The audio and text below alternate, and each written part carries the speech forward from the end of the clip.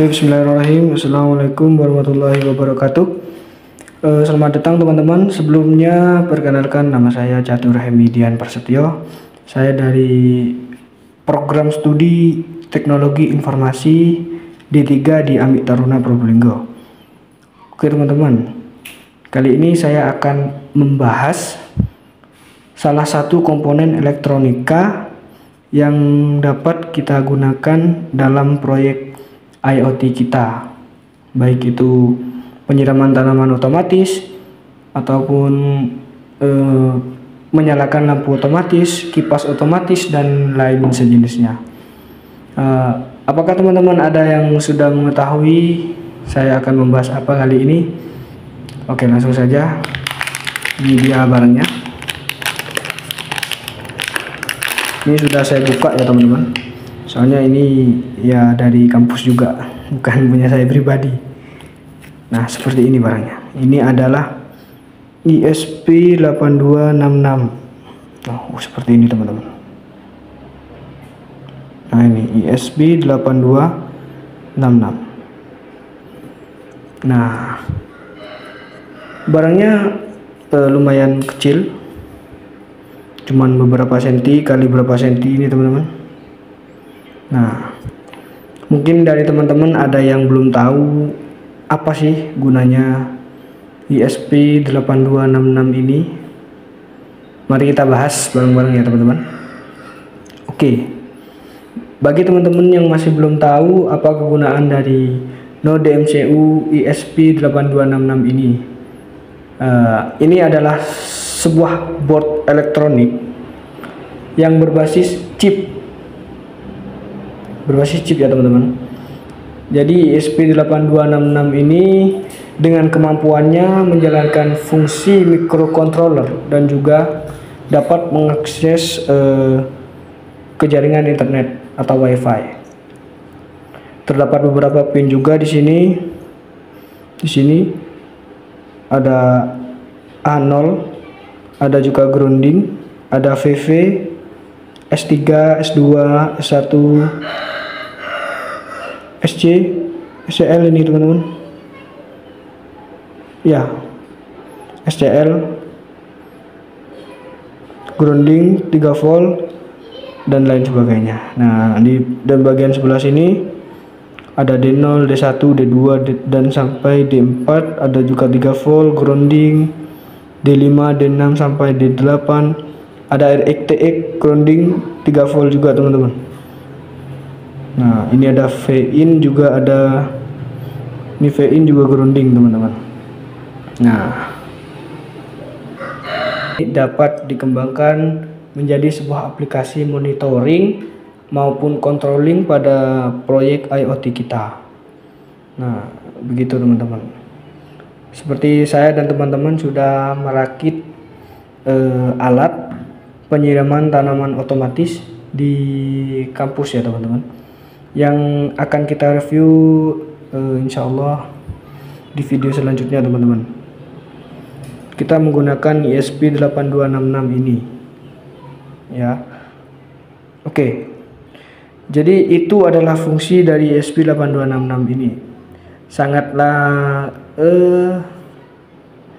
murah ya, murah dan juga efisien, simple juga barangnya, tidak terlalu besar, tidak terlalu kecil juga teman-teman, sedang-sedang saja seperti yang sudah teman-teman lihat di sini. Nah, seperti itu teman-teman. Jadi saya bukan hanya membahas kelebihannya saja hari ini, kita akan juga membahas kekurangan juga kelebihan dari. Nah, seperti itu teman-teman. Jadi kita tidak hanya membahas tentang fungsinya saja hari ini, namun kita juga akan membahas kelebihan dan kekurangan dari generik modul node MCU ESP8266 ini teman-teman. Nah, oke. Mungkin kita awali dengan kelebihannya dulu mungkin ya teman-teman ya. Oke, untuk kelebihan dari node MCU ESP8266 ini adalah kemampuan menangani peralatan elektronik secara real time. Jadi teman-teman bisa mengontrol proyek teman-teman secara real time, kapanpun dan kapanpun yang teman-teman mau. Oke, bisa menggunakan smartphone, juga bisa menggunakan PC, tergantung apa yang teman-teman punya. Tapi lebih simpelnya bisa digunakan, bisa dikontrol lewat smartphone ya teman-teman. Karena mungkin kita akan kemana-mana bawa smartphone, tidak mungkin kita kemana-mana bawa PC kan, ya nggak etis juga teman-teman. Oke, ESP8266 ini juga modul WiFi berbiaya rendah, memungkinkan pengontrolan lampu, pengontrolan kipas angin dan peralatan lainnya melalui web. Ya teman-teman, bisa kita pantau melalui web. Laporan dari monitoring kita atau controlling alat-alat kita. Oke teman-teman, ini juga menawarkan skalabilitas dan fleksibilitas. Nah, menjadikan ini pilihan yang terbaik daripada sistem otomatis yang tersedia lainnya. Oke teman-teman, seperti itu. Seperti itu teman-teman.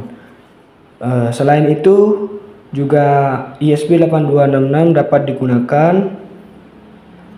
dalam sistem keamanan rumah seperti smart home yang sekarang banyak beredar di pasaran ya teman-teman, di masyarakat ya teman-teman. Mohon maaf, memberikan pemberitahuan cepat kepada penghuni atau petugas keamanan yang bertugas pada suatu gedung yang lumayan banyak lantainya, lumayan tinggi, bisa cepat memberikan laporan bagaimana keamanan ruangan yang sedang dipantaunya.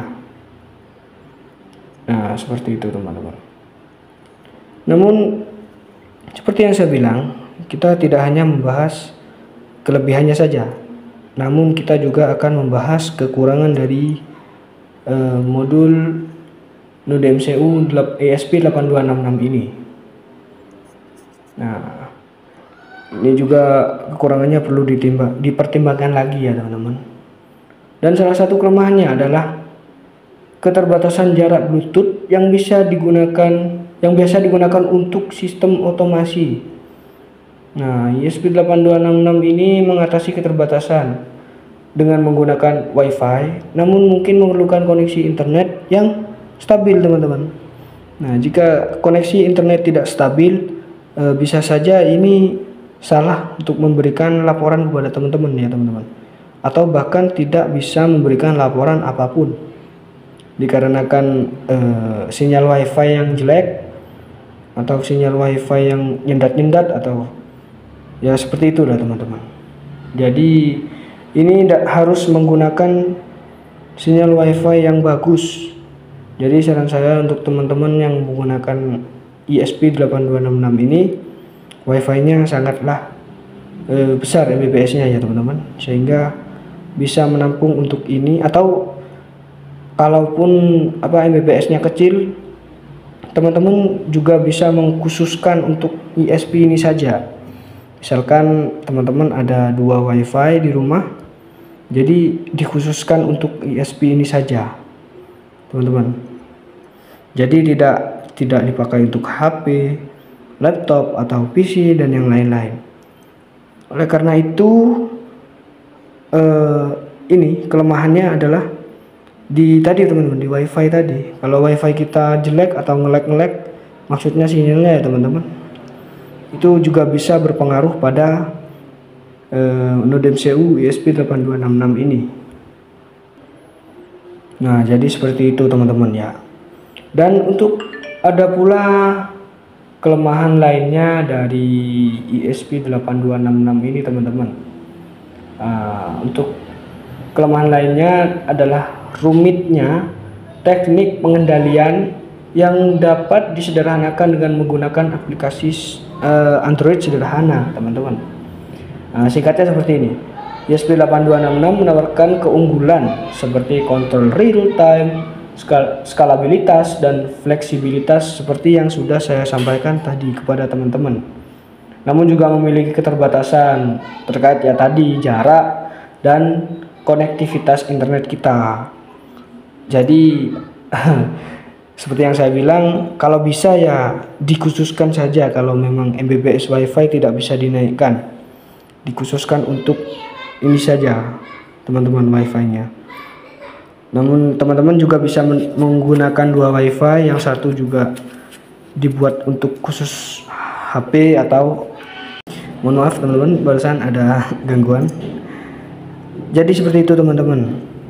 Untuk menangani atau mengatasi nge-lag-nya WiFi saat digunakan oleh Node MCU ini, ESP8266 ini, jadi teman-teman harus mempunyai koneksi yang stabil dan yang bagus. Nah, solusinya jika MBPS-nya tidak bisa dinaikkan atau terkait biaya, teman-teman juga bisa membangun dua jaringan WiFi.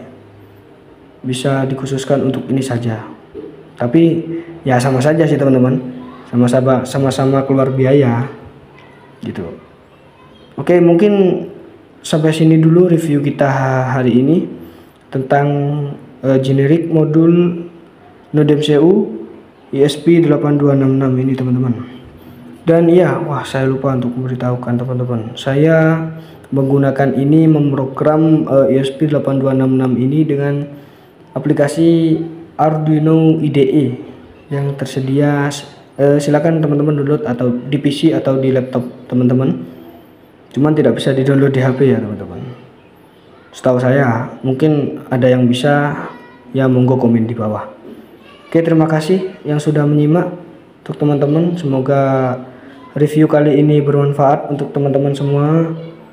Jadi bisa buat pertimbangan untuk teman-teman akan menggunakan generic modul Node MCU ESP8266 ini. Oke teman-teman, terima kasih. Semoga bermanfaat.